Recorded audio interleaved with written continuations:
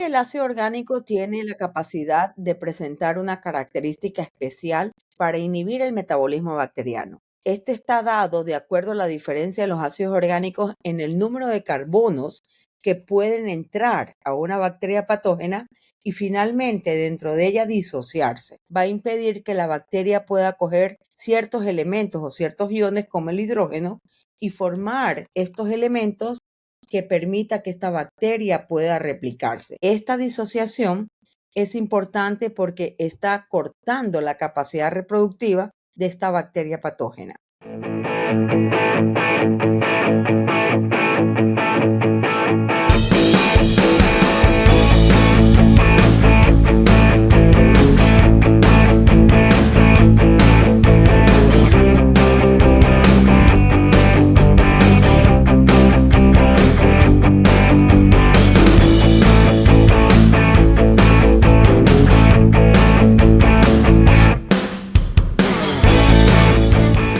Antes de continuar, gracias a Siganex de Bayer. Es un fungicida mezclador sistémico que actúa en la inhibición del tubo germinativo. A través de la interferencia de secreción de enzimas, Siganex tiene una fórmula idónea para épocas de mediana y alta presión de cigatoca negra. Efecto preventivo y curativo, idóneo para ser utilizado como mezclador, obteniendo eficacia y adecuado manejo antirresistencia de las moléculas. Amigo productor, no te arriesgues a la calidad de tu producto. Confía a Siganex con calidad en la formulación que protege tu inversión. Buenos días, buenas tardes, buenas noches. Es un placer saludarlos nuevamente y darles la bienvenida a Voces del Campo, un podcast acuícola, agrícola y pecuario de la región latina. Nuestro enfoque es rentabilidad, sostenibilidad y eficiencia en todos nuestros cultivos a nivel regional. El día de hoy vamos a hablar un poco sobre lo que es la vibriosis en el cultivo de camarón, pero para esto traemos a una nueva amiga, la doctora Sonia Mendoza. ¿Cómo estás, Sonia? Hola, buenas noches, ¿cómo estás? Encantada de estar aquí, Voces del Campo, una vez más para colaborar con el contenido que nosotros podamos servir a cada uno de ustedes para una utilización de lo que cada cual requiera. Muchísimas gracias, doctora. Estamos un poquito grabando de noche, pero la gente lo va a escuchar a cualquier hora y creo que me pasé un poquito a esta hora, pero muchísimas gracias. Doctora, quiero contar un poquito sobre su background académico para que la gente la conozca un poquito más. Primero, tengo aquí que es acuicultora del SPOL, sacó una maestría en fisiología de invertebrados en la Universidad Pierre y Marie Curie. Sacó su doctorado en ciencias ambientales en la Universidad Mayor de San Marcos y ha tenido algunos cursos o congresos en especialización de patologías acuícolas, enfocado en lo que es peces y camarón. Pero tal vez es una pregunta graciosa, pero ¿quién es Sonia Mendoza? Muchas gracias. La oportunidad de estar aquí y ofrecer el expertise que ha permitido el mundo que yo pueda obtenerlo. Soy acuacultora de la Escuela Superior Politécnica del Litoral, orgullosamente de la primera promoción, cuando la SPOL abrió esta carrera al mundo del área productiva. Trabajé 11 años en el Centro de Investigaciones de la Politécnica, específicamente en el área de diagnóstico acuícola, dándome la oportunidad para poder perfeccionar todo lo que era el diagnóstico acuícola y todo lo relacionado con patología en enfermedades tanto de camarones como de peces en Japón. Con una beca a través del gobierno Ecuador-Japón por JICA. De la misma manera, tuve la oportunidad de ganarme otra beca a través del gobierno Ecuador-Francia para realizar mi maestría, como usted lo dijo, en la Sorbona, que pertenece a París 6 de la Universidad Pierre y Marie Curie, ganadores del premio Nobel, como algunos lo pueden conocer, en la parte específica de fisiología de invertebrados relacionado con lo que es inmunología y genética de organismos invertebrados, específicamente como el camarón. A través de esta parte de investigación me pude catapultar a la parte de la producción en la que pude relacionar lo que es la investigación muchas veces aplicada y poco relacionado con algunos, porque cuando alguien dice de diferencia significativa, si no hay dinero, pues no lo consideran importante, pero estas diferencias significativas nos ha permitido establecer protocolos de uso de ciertos productos que hoy es el éxito de los sistemas productivos rentables que ha hecho pues al Ecuador uno de los principales nominadores a nivel mundial en esta especie productiva. No, y además la industria ecuatoriana en los 90, sus 90, 2000 sufrió bastante con la mancha blanca, el white spot. A inicios de la década del 10 de este milenio, Asia tuvo con el Early Mortality Syndrome. Entonces, significa que las enfermedades están constantemente en el ambiente y solo es el triángulo de la enfermedad, ambiente hospedero y digamos que clima para que se destape todo el problema. Entonces, ya con esto, con esta pequeña introducción, doctora, hablemos un poquito sobre la vibriosis. ¿Qué se conoce ahorita como vibriosis y qué tanto afecta al camarón? La vibriosis siempre ha estado con nosotros en los sistemas productivos, tanto así como el síndrome de la gaviota que empezó en el año de 1989, cuando tuvimos los primeros presencias de aves en sistemas de camarones abiertos, en piscinas, cuando sabíamos que habían aves que estaban relacionados directamente con mortalidades. Y estas mortalidades pues estaban relacionados con problemas bacterianos. De aquí ya nosotros tenemos la primera presencia de mortalidades causadas por vibrios, específicamente por el vibrio para hemolíticos. Ese vibrio para hemolíticos que tuvimos en el año 89, a la fecha, muchos años después, ha tenido ya una variación de adaptación y defensa normal. Usted mencionó el síndrome de la mortalidad temprana, HPND, en donde ya está de manera natural el brillo paremolítico. No todos son malos, pero lo hemos satanizado, perdón, porque ha sido responsable como un agente infeccioso en ciertas patologías. Sin embargo, el vibrio siempre ha estado con nosotros. ¿Qué es lo que ha desarrollado este vibrio? La capacidad de defenderse muchas veces contra algunos manejos adecuados o inadecuados, un exceso de algunos productos, digamos el ejemplo antiguo, de ciertos antibióticos en los que fueron utilizados como ciertas armas de defensa para poder defender al animal, o de una concentración o concentraciones no adecuadas, lo que ha hecho que este vibrio ya existente en nuestro sistema y en los cauces o afluentes naturales haya desarrollado la capacidad de defenderse produciendo toxinas. Por eso es que vemos ahora la capacidad de la enfermedad y la patología emergente, última que hemos tenido desde el 2014, con capacidades de poder producir toxinas. Pero la vibriosis ha sido una de las patologías mayormente presentes tanto en el engorde como en cultivos larvarios, con ciertos síndromes.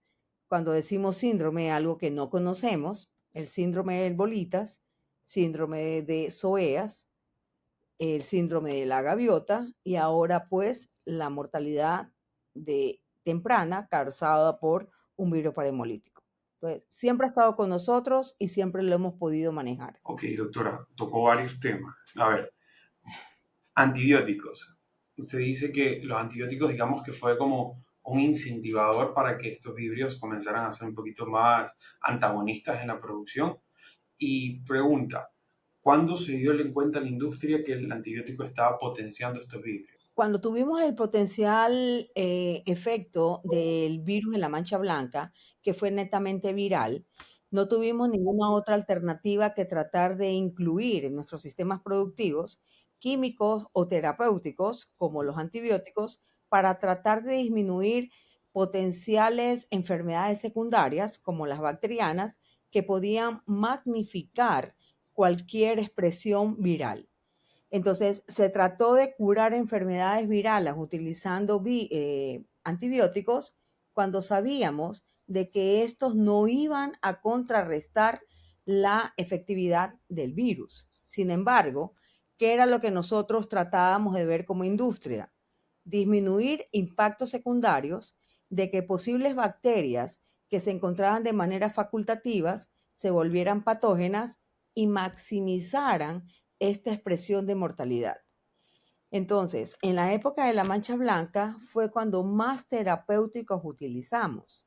Y Ok. esos terapéuticos en algunas ocasiones no curaban al animal, porque no eran patologías bacterianas, sino virales. Al final, yo creo que en esa época la necesidad de buscar algo que te pueda ayudar a evitar la mancha blanca le abrió puerta a problemas futuros.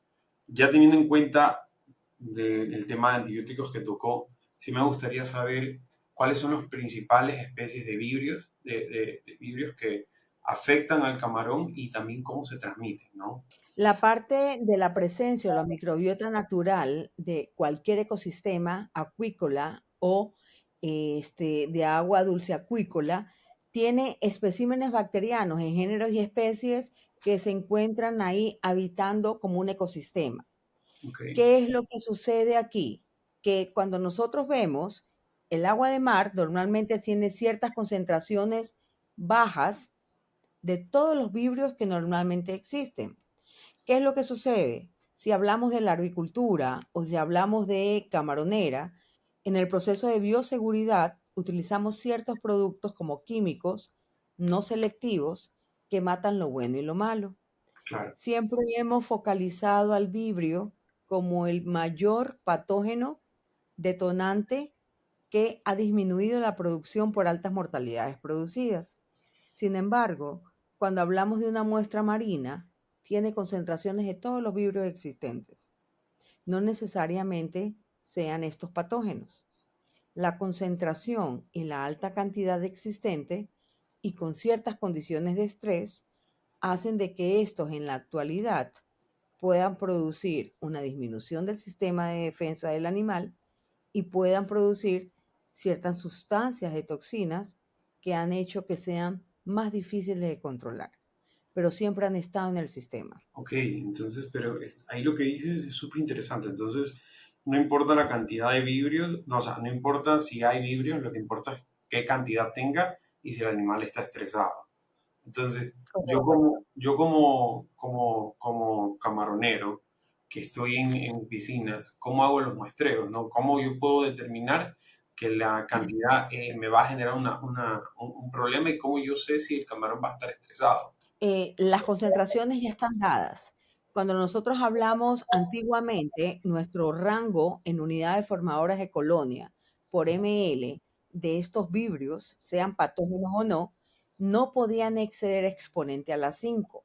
Hoy por hoy, con la capacidad que han desarrollado las bacterias, que tienen muchos mecanismos de defensa de manera natural, no podemos exceder en ningún sistema, ni en larvas, ni en camarón, de un exponente a la 4. Ok, Cuando ya superamos este exponente o estamos igual a él, significa de que si hay algún condicionante de estrés, ya sea algo que podamos controlar o que no podamos controlar como el ambiente, en este caso lluvia, temperaturas, cambios de salinidad o de pH, esto es algo que hace condición para que las bacterias dejen de ser buenas, consideradas como facultativas, y se vuelvan patógenas. Entonces, en la actualidad, nuestro exponente no puede sobrepasar exponente a la 4 para vibrios. y en el caso de sintomatología en el animal, te habló bastante sobre el estrés. El estrés lo genera, ¿cómo yo puedo determinar que la planta, que se me cruza la planta, que el camarón está estresado por problemas de vibriosis? Ah, hay algo que se ha tomado como un tabú cuando se dice de que el camarón está rojo. Por lo general, la gente habla de que si el camarón está rojo en coloración normal o en el telsum, que es la parte final de su cola, se habla de una sintomatología de vibrios. Pero en general, ¿qué es lo que sucede? El camarón exterioriza un cambio de color, en este caso volviéndose rojo, por cualquier condicionante de estrés que puede existir en su entorno. Y ese entorno puede ser cualquier proceso químico o físico que pueda ocurrir en el medio en el que se está desarrollando. Por ejemplo, si tengo en la arboricultura un exceso de temperatura superior a 33 grados centígrados, algunas veces supera 35, por supuesto que el animal va a tener una respuesta fisiológica en deterioro que va a producir una patología.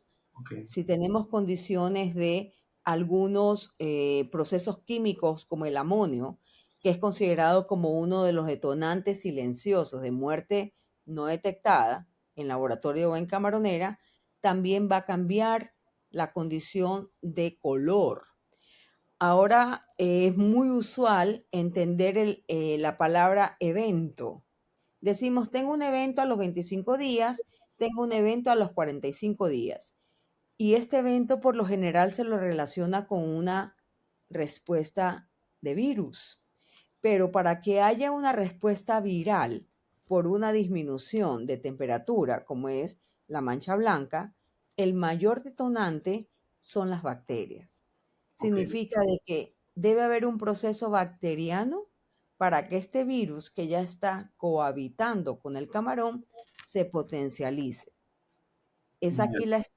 la estrategia de que si yo controlo los vibrios, yo puedo disminuir el impacto patológico que cause cualquier entorno de estrés o cualquier factor químico que yo no lo pueda controlar. Créame, doctora, que yo sí tengo bastantes preguntas de manejo y prevención, pero me gustaría abordar toda la problemática. Entonces, usted tocó bastante que los rangos de estrés, digamos que temperatura para que el camarón comience a ser más susceptible es entre 33 a 35. Pero yo le pongo salinidad y oxígeno. ¿Qué factores nosotros también tenemos? Porque son los otros dos factores que yo diría importantes en el momento dentro de la piscina, ¿no? Tenemos dos entornos, la parte de laboratorio de larvas y la parte de piscina, precría y engorde.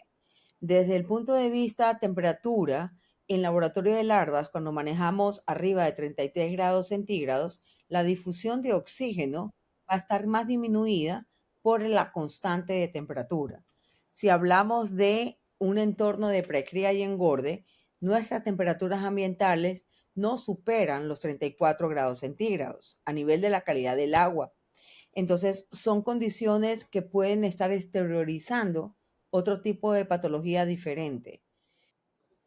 Si nosotros condicionamos la parte de temperatura y oxígeno, esta va a estar dependiente de la salinidad. Cuando tenemos mayor salinidad, mayor temperatura, la parte de difusión de oxígeno va a disminuir. Si tenemos menor temperatura y menor salinidad, la difusión de oxígeno va a ser mayor. Una de las mayores condicionantes patológicas que nosotros hemos encontrado que puede influir directamente sobre una disparidad de talla, no dependiendo ni del laboratorio, sino de engorde, sino en simultáneo, puede darse en ambos, está condicionado por el oxígeno. Entonces, cuando hablamos de la parte de oxígeno, sí es un factor que me va a hablar de salud. Ya. Un ambiente oxigenado va a permitir que todos los procesos de biodegradación, de eliminación de ciertas toxinas que pueden enfermar al animal, se den de una manera mucho más rápida y que disminuyan este impacto patológico. Sí me gustaría tocar el tema de densidades. Acá se produce, digamos que un semi-intensivo es lo más común, pero hay gente que mete más de 100 animales por metro cuadrado. Entonces, los factores cambian. ¿Cómo podríamos ser un poquito, digamos que, más conscientes para prevenir la enfermedad? La tecnificación en Ecuador, enfocado a lo que es densidades, está muy clara. Ecuador ha manejado lo que son los requerimientos de metabolismo del animal fundamentados en los requerimientos de oxígeno y ha subsidiado específicamente la parte nutricional dando mayores frecuencias de alimentación. Entonces, si nosotros manejamos un incremento de densidad desde el punto de vista de animales por metro cuadrado, esto está suplido gracias a un incremento de oxigenación, ya sea por oxigenación desde el punto de vista mecánica o eléctrica, asimismo como la alimentación automática que ha suplido el beneficio de la genética ecuatoriana, permitiendo compensar y manejar el manejo de acuerdo a las condiciones que nosotros queramos. En Ok, pocas palabras, Ecuador ha condicionado, de acuerdo a los requerimientos y al punto de equilibrio de cada sistema, los requerimientos específicos tanto en nutrición como en oxigenación. En el caso de, ya entremos un poquito al manejo y la prevención, ¿no? ¿Cuáles son las mejores prácticas de manejo para prevenir estos brotes dentro de un estanque o piscina? Definitivamente la estrategia de manejar una buena base hacia la producción que hemos tenido hasta ahora ha sido el desarrollo larvario, manejado con programas genéticos, perdón, desde todas las maduraciones que tenemos en nuestro sistema de producción en Ecuador, que ha permitido que se exprese no tanto con genética, sino acompañado de una buena de calidad de larvas, a más de todos los manejos de tecnificación en los sistemas de precría, donde hemos potencializado nuestro mayor enfoque de cuidado, no solamente en profilácticos, sino en alimentación y todos los parámetros físico-químicos que puedan asegurar que una precría, a pesar de tener una alta densidad, nos asegure un éxito en el engorde. Entonces, considero que todos los manejos vienen ya de una manera consecutiva en una cadena desde la maduración con una buena genética, desde la parte de la arboricultura, con alimentos de buena calidad desde el punto de vista nutricional enfocado en una buena digestibilidad, un transporte y un manejo adecuado en la parte de la precría y asimismo una tecnificación que nos asegure una alimentación a saciedad, condiciones adecuadas de disminuir el estrés en un engorde para asegurar resultados exitosos como es lo que hemos tenido hasta ahora en Ecuador. Ok, pero ¿qué pasa si llegamos a tener el problema en engorde? Por ejemplo, va el biólogo y hace monitoreos y se da cuenta que en engorde ya tiene un porcentaje significativo.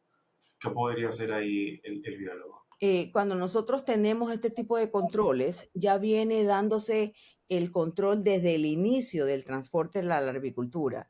Se hacen controles de microbiología y de virus a nivel de biología molecular con análisis de PCR, donde ya se viene precautelando la salud del animal antes de que ingrese a una precría.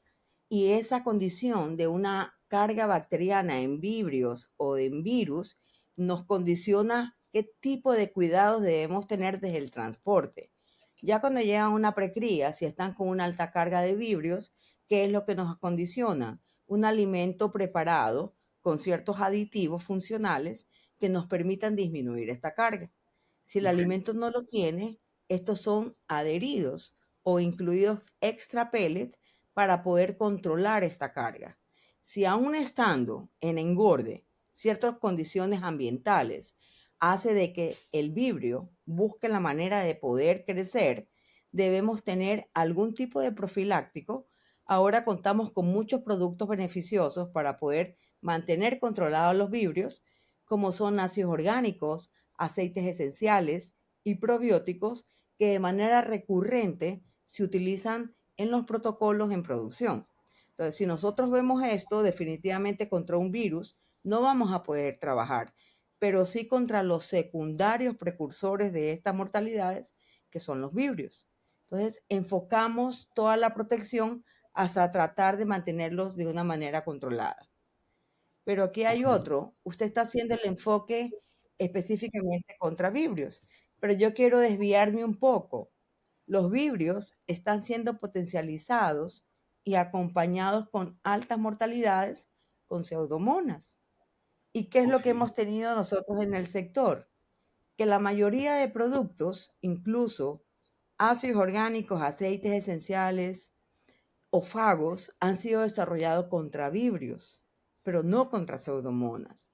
Cuando nos enfrentamos a este factor, nuestro inconsciente nos dice siempre, son vibrios, porque es lo que buscamos. Y yo tengo una frase, encontramos lo que buscamos. Si no buscamos pseudomonas, nunca la vamos a encontrar, pero ellas están ahí presentes.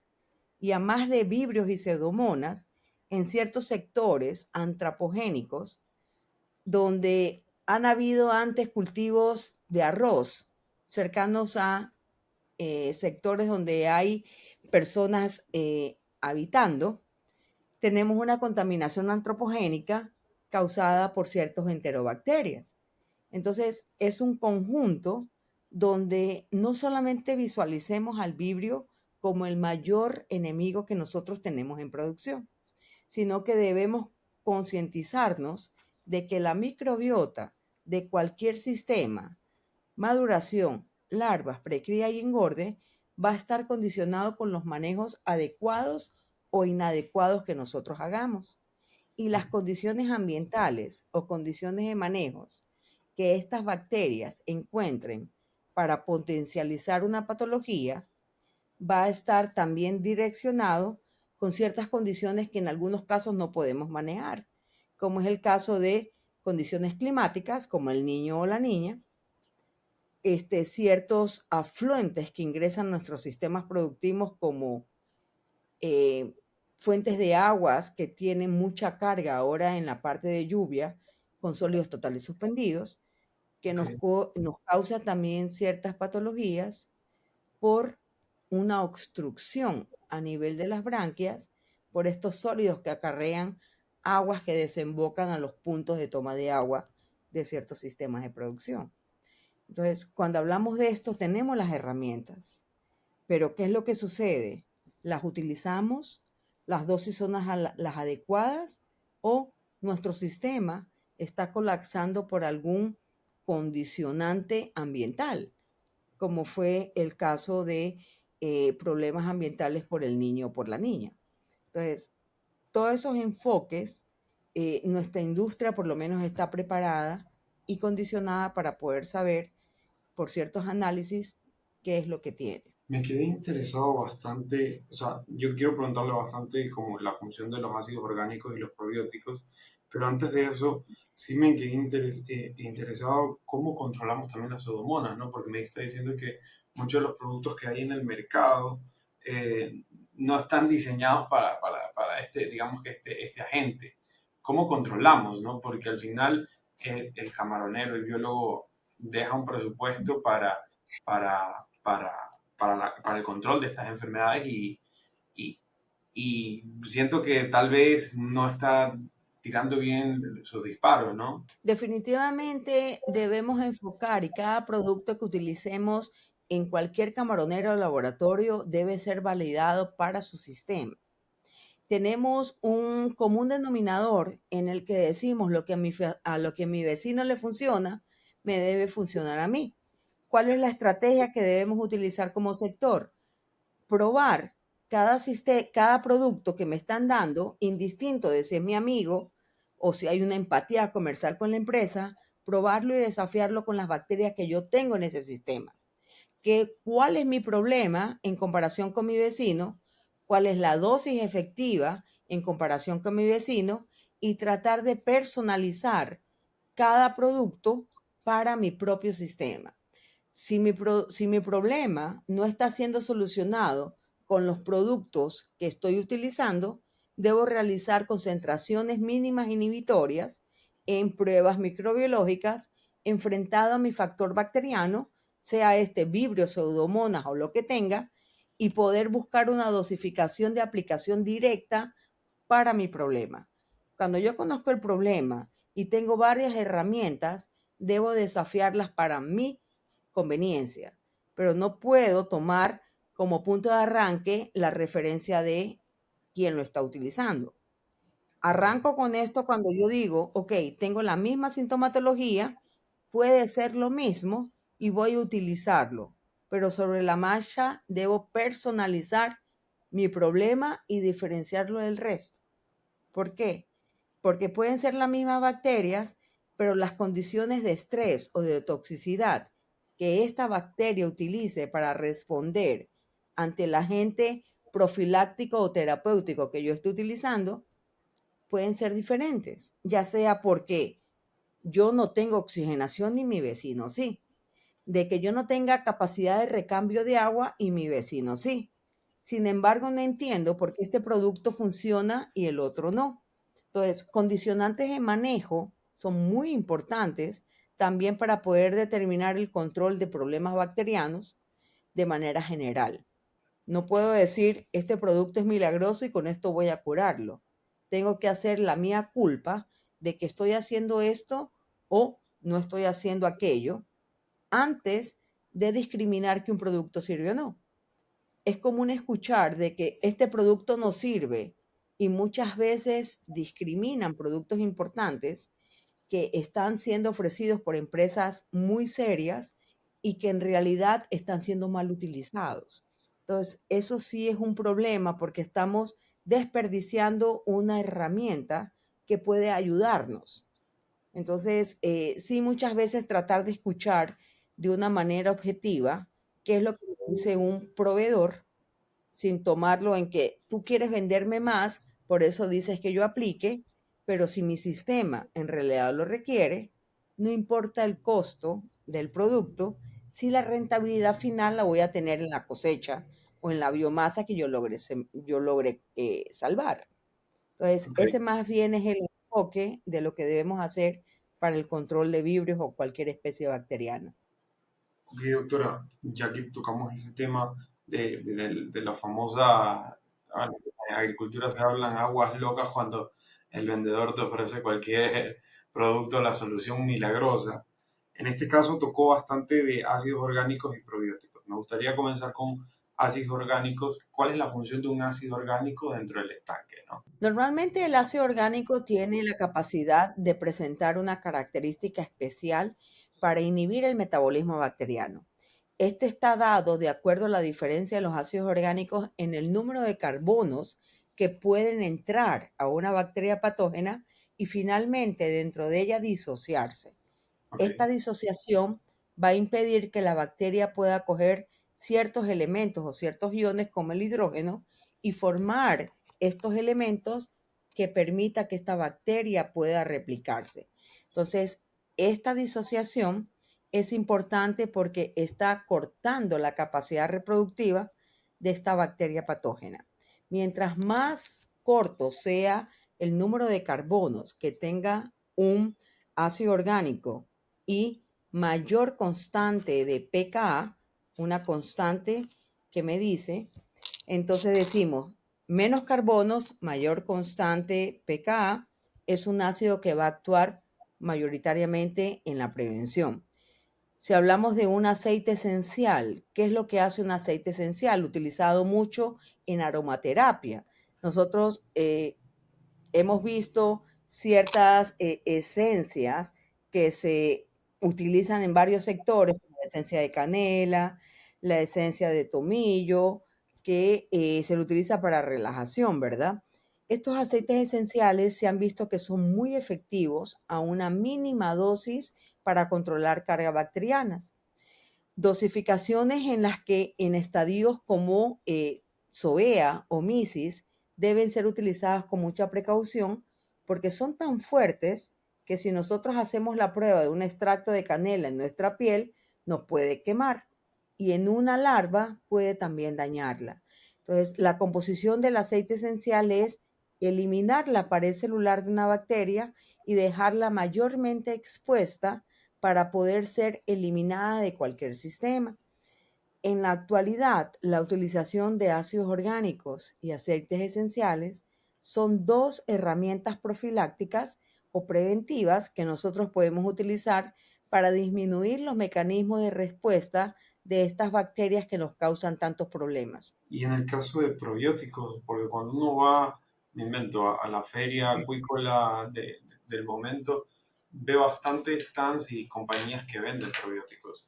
Y puede llegar un momento en que el biólogo, el camaronero puede llegar a sofocarse de tanta oferta en el mercado. Entonces, ¿qué podemos enfocarnos? ¿Nos enfocamos en bacterias, levaduras? ¿Qué podríamos ver ahí? Le digo que yo ya perdí el número de cepas bacterianas ofrecidas en el sector. En la- Hace muchos años hice en cada congreso Aquaexpo y en cualquier congreso que iba, anotaba todos los géneros y especies que tenían todos los productos comerciales y ponía a investigar para qué servía cada una de las cosas. Definitivamente los probióticos desde hace muchos años, desde el 2004, nos han ofertado una competencia leal para eliminar a todas las bacterias patógenas si hablamos de un producto probiótico.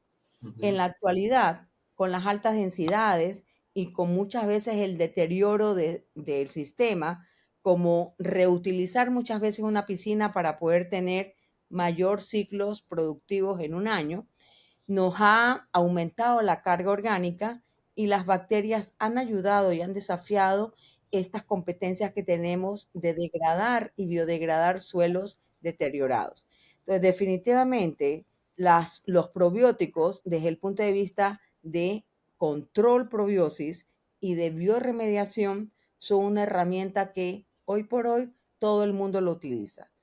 Nadie deja de usar un probiótico, ya sea para salud, para eliminar carga orgánica en columna o para remineralizar los suelos.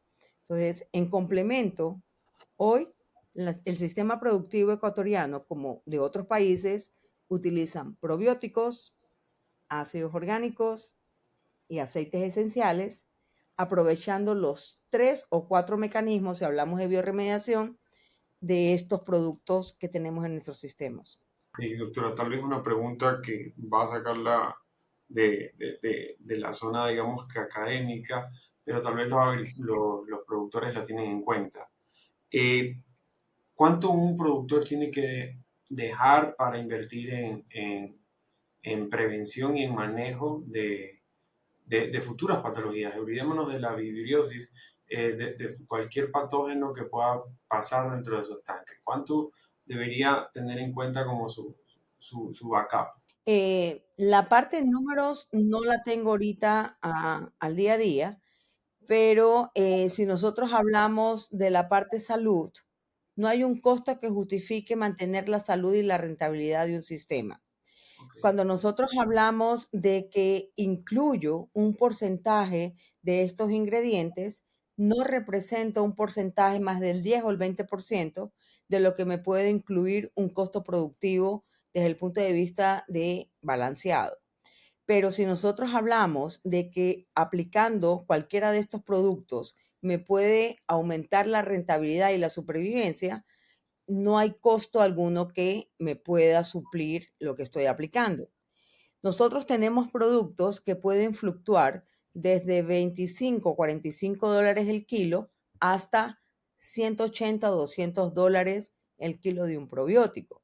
Sin embargo, cuando nosotros conocimos la cinética bacteriana, de poder masificar con manejos de cientos nutrientes en un cultivo de un agua y ciertos requerimientos específicos de la bacteria, podemos disminuir estos costos operativos que en algunos casos van desde 70 o 100 dólares hectárea ciclo, desde el punto de vista profiláctico, disminuirlo porque estamos bajando la cantidad de producto que aplicamos de acuerdo a los proveedores si llegamos a la concentración en unidades formadoras de colonia que ellos nos recomiendan. Entonces, los costos van a depender de qué tipo de producto, qué tipo de frecuencia y qué tipo de problemas usted quiera solucionar. Entonces, Okay. no tengo el dato exacto. Me puse a pensar, cuando yo decido por optar ácidos orgánicos como mi modelo preventivo, puedo hacer mezclas de probióticos o otro tipo de prevención, o usted recomienda usar un solo tipo. Antes de continuar, gracias a Siganex de Bayer. Es un fungicida mezclador sistémico que actúa en la inhibición del tubo germinativo. A través de la interferencia de secreción de enzimas, Siganex tiene una fórmula idónea para épocas de mediana y alta presión de cigatoca negra. Efecto preventivo y curativo, idóneo para ser utilizado como mezclador, obteniendo eficacia y adecuado manejo antirresistencia de las moléculas. Amigo productor, no te arriesgues a la calidad de tu producto. Confía a Siganex con calidad en la formulación que protege tu inversión. La mezcla de ácidos orgánicos y aceites esenciales se ha visto que se potencializa su uso cuando se disminuyen las concentraciones. En pocas palabras, si yo tengo una concentración mínima inhibitoria para controlar una bacteria, cualquiera esta fuera, a una concentración específica de 1500 ppm para un ácido orgánico, por ejemplo, y de 250 ppm de un aceite esencial, fácil, yo puedo irme a lo seguro, a la mitad de ambos productos en mezcla y voy a tener el mismo efecto desde el punto de vista profiláctico para controlar las bacterias en producción. lo que me está significando una disminución al 50% de estos costos operativos fijos para prevenir un problema en particular. ¿Cuál Ok. es el inconveniente que yo veo? Que un ácido orgánico y un aceite esencial, así como un probiótico, no es un terapéutico. Un terapéutico hablamos de un antibiótico, los cuales no me gustan porque los utilicé mucho en el año 99-2000 y hemos seleccionado bacterias totalmente resistentes que en la actualidad, la última investigación que he realizado, hay resistencia a antibiótico incluso que no hemos utilizado jamás en el área acuícola, pero nuestras bacterias ya están reactivas a no dejarse inhibir por este producto terapéutico. Entonces, desde el punto de vista de los ácidos orgánicos y los aceites esenciales, la dosis que nosotros tenemos podemos potencializarlas mezclándolos.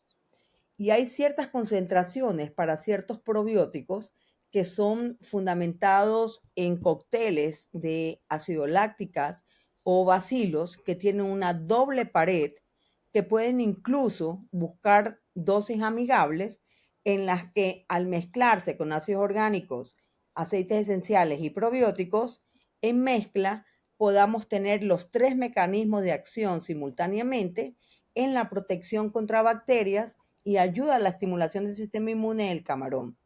Eso se lo puede hacer in vitro y si nosotros logramos tener un crecimiento de probióticos y una acción de los ácidos y de los aceites esenciales, son dosis amigables para poder controlar y mantener frenado el sistema de bacterias.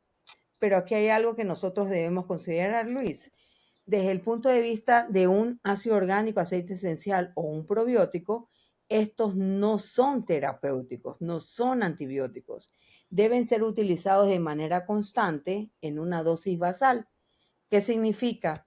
Que si yo quiero utilizar una concentración mínima inhibitoria, por ejemplo, para un producto X que funciona en 2000 ppm, 2 gramos por kilo o 2 kilos por tonelada, significa que durante nuestro sistema productivo yo voy a aplicarlo de manera constante, pero va a haber un momento en el que las concentraciones de vibrios, pseudomonas o lo que fuera, bacterias en general, incrementen esta potencialidad de virulencia o de patogenicidad y causen los eventos que nosotros conocemos. Significa que esa dosis basal ya no va a ser profiláctica, ya no va a controlar las bacterias. Ok. Por eso, al tener una presencia de virus por baja temperatura y de bacterias que se aprovechan de que el animal disminuyó su capacidad de respuesta, vamos a tener eventos con presencia de mancha blanca y eventos con presencia de problemas bacterianos. Si yo he venido usando un profiláctico ácido orgánico o aceite esencial solo o en combinación en una dosificación basal, significa que en este momento yo incremento la dosis como se usa en vertebrados, en animales terrestres, donde hago un booster, donde hago una dosis de alta concentración y activo lo que ha venido él manteniendo. Entonces, este booster sí va a funcionar. Pero ¿qué es lo que yo he visto? Que muchas veces utilizan estos profilácticos como fuerza de choque. O sea, ya lo hacen como el booster que estoy comentando, cuando no ha tenido ninguna protección basal de esta carga bacteriana. Entonces, no va a funcionar. ¿Y qué es lo que decimos? No funcionan estos ácidos orgánicos en una alta dosis aplicado en 3 días cuando no ha sido lo adecuado. Entonces, ¿cuál es la recomendación en este sistema? Si voy a utilizar un profiláctico ácido orgánico o aceite esencial, debe ir con una dosis mínima basal aplicada y debe ser incrementada cuando ya sabemos que ocurren los eventos. Ya en cualquier sistema productivo sabemos que a los 20 o 25 días ocurre un evento por un desbalance de cohabitación del virus, en este caso mancha blanca, e incremento de bacterias. Entonces, aquí incremento la dosificación. ¿A cuánto incremento? De acuerdo al costo del profiláctico. Por lo general, si voy con una dosis basal, siempre he visto que se incrementa al doble de la dosis basal. Y este incremento al doble de la dosis basal, ¿por cuántos días? por 7 días, que por lo general dura un evento. ¿Y qué significa? Que yo trato de mantener que el contaminante secundario a este proceso viral, que son las bacterias, se vea disminuido en el impacto de mortalidad que pueda producir en un sistema de engorde. Este es el típico ejemplo que yo pongo a mis alumnos, disculpe la comparación, cuando yo digo, la persona que tiene SIDA muere por neumonía o tuberculosis y el detonante viral no es el principal precursor de la muerte. Lo mismo nos pasa a nosotros en los sistemas productivos. Los eventos son potencializados por procesos bacterianos, por un virus que ya se encuentra presente en nuestros sistemas productivos y que se potencializa por cualquier condicionante de temperatura de estrés. Si las bacterias encuentran a este sistema disminuido y a este virus que está compitiendo, entonces el efecto del evento se potencializa. ¿A quién debo controlar? Cuando me preguntan, ok, tenemos los procesos virales, ¿a quién controlo? Siempre a las bacterias. Siempre debo tenerlas controladas porque ellas han desarrollado una capacidad de poder burlar cualquier tipo de defensa o protección que nosotros hagamos. Y esto ya lo evidenciamos con bacterias súper resistentes, antibióticos que jamás ha usado el sector. Y en el Ok. caso de profilácticos como ácidos orgánicos y aceites esenciales, se ha visto también que aunque no causan resistencia, no tenemos la dosis adecuada para tenerlas controladas. La verdad es que yo creo que ahí desmitificamos bastante el modus operandi de mucha gente, pero la idea es de que puedan mejorar y evitar un colapso patogénico como tuvimos a inicios del 2000. Doctora, ya estamos en la recta final del podcast. Sí me gustaría hacer el momento Galap, que es un momento, digamos que de análisis de datos. Yo le podría preguntar eh, cuáles son las 3 herramientas claves que un larvicultor debe tener en su laboratorio para la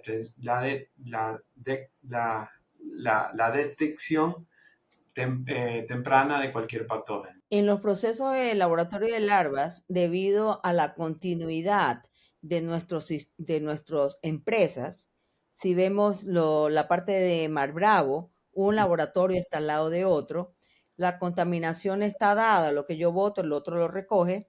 Lo que debemos tener primariamente es un buen sistema de bioseguridad, Ok, poder tener una descontaminación del agua, del afluente que nosotros estamos manejando, darles un control a las larvas con profilaxis y con procesos de biodegradación enzimática en los sistemas de cultivo de agua para mantener una salud larvaria.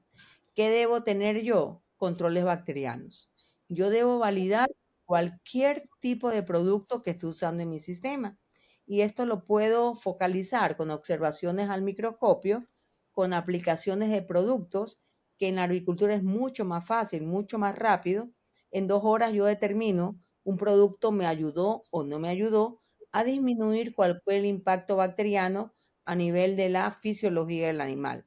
Entonces debemos tener controles bacterianos y debemos tener controles de calidad de agua.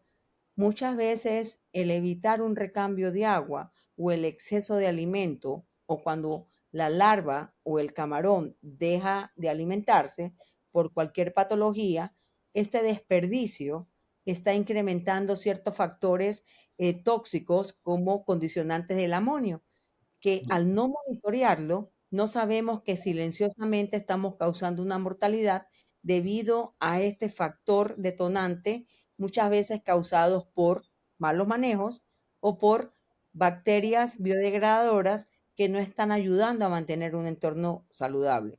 Entonces, siempre debemos pensar en la agricultura, en la parte de bioseguridad y en la parte de precría y en el engorde, una buena calidad de larva, una buena alimentación, que ya lo tenemos nosotros suplidos, con mayor frecuencia de alimentación, mayores controles patológicos y ya estamos bien enfocados en Ecuador en la parte de la biodegradación de suelos para asegurar una continuidad y un entorno saludable de la larva y el camarón que nosotros estamos cultivando. Nos ha dado una masterclass. Doctora, ¿cómo la gente pudiese contactarlo a usted si se queda con la pica o seguir el debate o investigaciones sobre este tema con usted? Yo creo que hay mucho que hablar. Hay mucha gente en el sector que también tiene una vasta experiencia. En mi humilde opinión, yo creo que siempre estoy abierta para poder contactar y ayudar a quien necesite. De hecho, mi teléfono parece teléfono público. Usted puede compartirlo. Hay personas que cuando tienen problemas me buscan, me contactan y me dice una amiga, oye, tú das todo por nada. No, no es eso, sino que la satisfacción de poder ayudar a alguien y que pueda seguir adelante y que esto nos mantenga todos activos en un sector bastante dinámico como es el sector acuícola, nos da vida a todos en simultáneo. Entonces, encantada de poder ayudar vía WhatsApp, 24 horas al día, vida mía, dice la canción. Y una de las cosas que mi esposo entendió es que mi teléfono no puede apagarse nunca, ni siquiera en feriado. Mañana, tarde, noche, madrugada, porque cuando estamos cosechando muchas veces hay problemas y algunas condicionantes que no son patológicas en las que puede uno direccionar desde afuera alguna sugerencia porque están relacionados con manejo. Uno está dentro del medio, no se da cuenta, pero oye, es tal cosa, y me dice, es cierto, no me va a cobrar por eso, ¿verdad? No, no te cobro por eso. Entonces, encantada, cualquier ayuda dentro de mi opinión que pueda darlo. Usted sabe que no todo el mundo comparte pues lo que uno piensa, por Pero eso es la diversidad tecnológica y el éxito de algunos o el fracaso de otros, lo que nos hace tan sui generis para poder seguir y continuar en ese sector. doctora, un mensaje final que quiero darle a estos nuevos acuicultores que escuchan el programa. Definitivamente, el tener la experiencia de otros que ya han pasado los problemas que nosotros no hemos vivido, yo creo que es sabio para muchas personas escuchar las experiencias de quienes realmente lo han sufrido y de eso tomar lo bueno, siempre decimos lo bueno de lo malo, aplicarlo y evitar ese camino tan largo que otros han pasado. Si podemos sacar esta oportunidad y acortar nuestro camino, yo creo que seremos más exitosos de lo que somos. No, Ecuador se ha caracterizado por eso, ¿no? De sí, compartir siempre todo y de ayudarnos entre nosotros. hay una frase un poco fuerte, pero dice, es de mediocres aprender de tus errores y es de sabios aprender de los errores de otros. Correcto, porque Eso se aplica para todo, ¿no? Y es fuerte. Cuando me la dijeron, yo dije, chuta, es duro, pero verdad.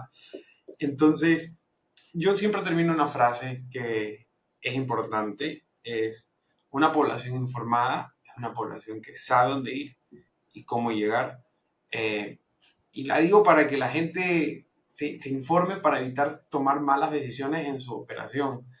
Eh, y ya que estamos en el final del podcast, sí me gustaría recordarles a la audiencia que se suscriban si llegaron a este espacio, le den like, compartan y que nos cuenten de dónde nos están escuchando. Es interesante ver que el podcast ya llega a más de 40 países y algunos no hablan, o sea, no, su base no es español. Y es interesante porque utilizan los subtítulos de YouTube. Pero nada, pues muchísimas gracias, doctora, por darnos este tiempo. Y yo sé que viene de un viaje cansadito, entonces muchas gracias y nos vemos hasta la próxima. ok, gracias a todos.